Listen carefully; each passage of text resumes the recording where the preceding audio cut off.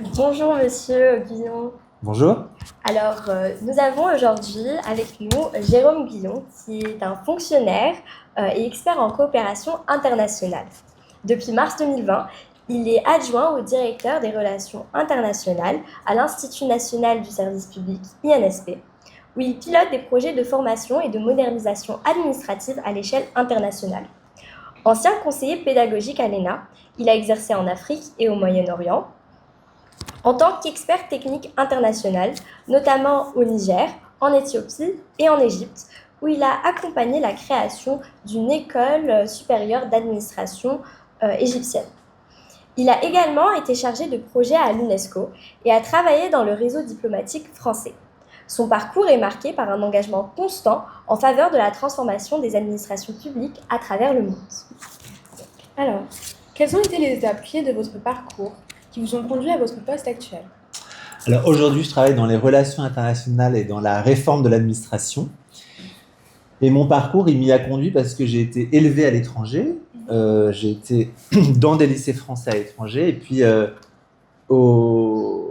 14 ans, je suis rentré en France dans un internat où je suis resté jusqu'à mon baccalauréat. Ensuite, je suis parti à Paris pour étudier le droit public, le droit des grands services publics, le droit des relations internationales. Et j'ai eu un premier emploi à l'OCDE, puis à l'UNESCO avant d'arriver à l'ENA. Quels ont été les moments importants de votre carrière? Alors, les moments importants de ma carrière, je dirais que j'ai aimé la coopération internationale administrative sans le savoir avant de commencer à en faire. Et je me souviens très bien, quand je suis arrivé à l'ENA au tout début en tant que conseiller pédagogique, il y avait une direction des relations internationales et j'ai une de mes collègues à qui il fallait dire au revoir parce qu'elle partait en Syrie appuyer la création de l'ENA de Syrie, qui était un projet en partie financé par la France. Et donc, c'est quelque chose qui m'a beaucoup intéressé. Et je me suis dit, mais c'est ça que je veux faire. Et donc, je crois que ça a été un moment vraiment important. Et puis ensuite, à chaque fois que je suis parti à l'étranger, découvrir des pays, c'est ce que j'aime quand même. Et le découvrir par l'administration, c'est très enrichissant. C'est pas uniquement par le tourisme, mais c'est par le fonctionnement de l'État. Et on apprend beaucoup sur un pays aussi. Et estimez-vous qu'Emmanuel Macron souhaitait, à travers ses réformes, s'approprier en quelque sorte l'héritage de De Gaulle? Alors, s'approprier l'héritage de De Gaulle, je ne sais pas, mais l'héritage, il est fort. C'est-à-dire que l'idée de création d'une école supérieure d'administration en 1945 après la guerre, c'était vraiment de former une nouvelle génération de hauts fonctionnaires qui allaient pouvoir relever les défis de la France de cette époque. Et la réforme de 2021-22 de l'encadrement supérieur en France, il répond un peu à la même logique. C'est-à-dire qu'il faut former une nouvelle génération de fonctionnaires qui vont être capables de répondre aux défis de transition numérique, de transition écologique, climatique. Et donc, il a été nécessaire de créer une nouvelle école qui pouvait répondre à ça. Et en octobre prochain, le 9 octobre, on va fêter les 4 ans de l'INSP, mais on va aussi fêter les 80 ans de l'ENA. Donc, on a gardé cet héritage. D'ailleurs, qu'avez-vous pensé de ces réformes? Quels sont selon vous les points négatifs et positifs? Alors, la réforme, quand on parle de la réforme de l'encadrement supérieur, on voit la création de l'INSP et la disparition de l'ENA, mais en fait, c'est la toute petite partie émergée de l'iceberg. Le cœur de la réforme, c'est vraiment la fusion de tous ces corps de sortie, des métiers en fait de sortie de l'ENA autrefois, en un seul grand corps, parce que s'il y a un seul grand corps, on favorise la mobilité des fonctionnaires. Donc, l'INSP, c'est l'outil qui permet de recruter, de faire sortir nos élèves dans un corps unique et de les accompagner tout au long de leur carrière. Donc, je crois que c'est une chose très positive en ça parce que on a décloisonné les parcours et puis l'élève et le cadre supérieur, il est maître de son destin, c'est lui qui peut le préparer. Les points négatifs, il y en a forcément. Je sais que les élèves étrangers, on a à peu près 4000 élèves étrangers, ont été très émus par la disparition du nom ENA, qui a été un nom très connu et qu'on retrouve dans beaucoup de pays. Et donc, on a vraiment dû expliquer pourquoi l'ENA était devenue INSP et pourquoi cette réforme s'accompagnait aussi par un changement de nom. Très bien. Et comment votre expérience à l'UNESCO et à l'ambassade de France a-t-elle influencé votre approche des partenariats internationaux?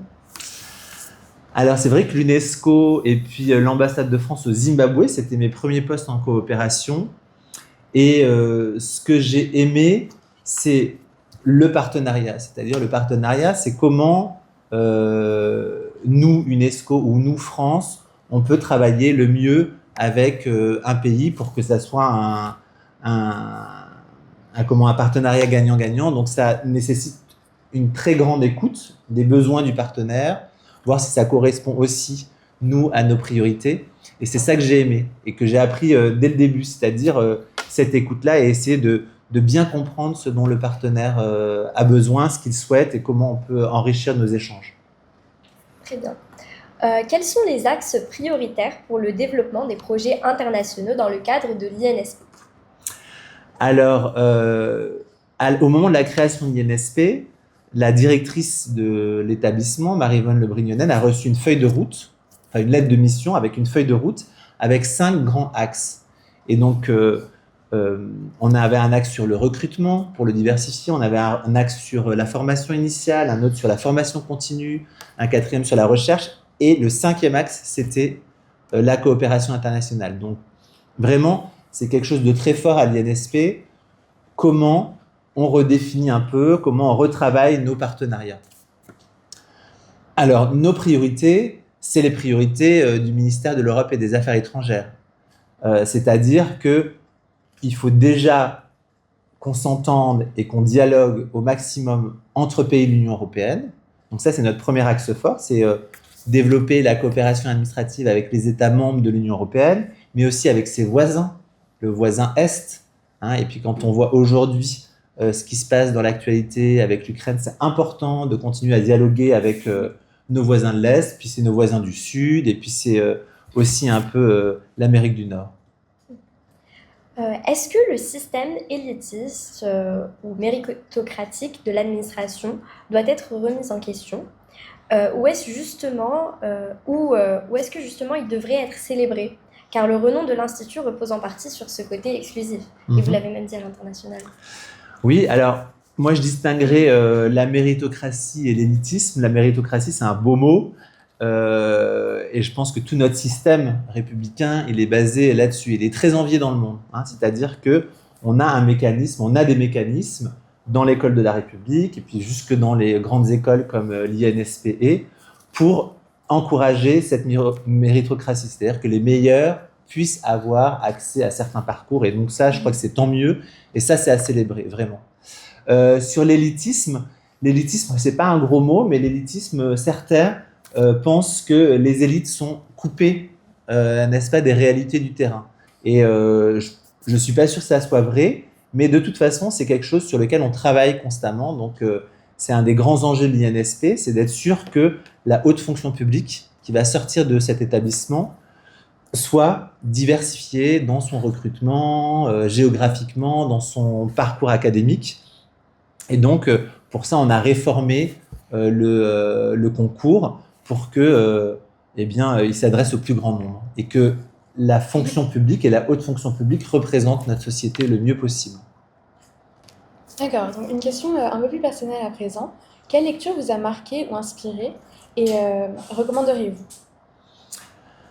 Alors, j'ai plutôt assez lu quand j'étais adolescent. Et puis après, jeune adulte avec des enfants, on lit un peu moins. Et puis on relit ensuite. Je dirais que je lisais un peu tout. Mais j'ai aimé, adolescent, les romans historiques. Les romans historiques parce que c'est l'histoire souvent de notre pays. Enfin, c'est ce que je lisais. Et puis il y avait un côté peut-être, c'est ce qui m'a donné le goût, un côté organisation aussi politique, administrative de notre pays. Donc, ce que je recommanderais, oui, j'ai bien aimé les romans d'Alexandre Dumas, par exemple. D'accord. Enfin, quels seraient les conseils ou recommandations que vous pourriez adresser aux lycéens et collégiens que nous sommes? Alors, je dirais que C'est pas facile de savoir ce qu'on veut faire quand on a 15-16 ans. Si on le sait, c'est une chance et il faut foncer. Tout est ouvert parce que on a des études et des filières qui sont quand même suffisamment généralistes. Je pense au droit, je pense au commerce, je pense aux sciences politiques. Il ne faut pas désespérer, il faut trouver sa voie, c'est pas facile, mais il faut être curieux et puis il faut essayer de comprendre. Enfin, je parle plutôt rétrospectivement avec mes ados chez moi, comprendre qu'en fait on travaille pour soi et que c'est ça en fait qui est un peu la clé. Merci beaucoup, Merci. monsieur. Je vous en prie.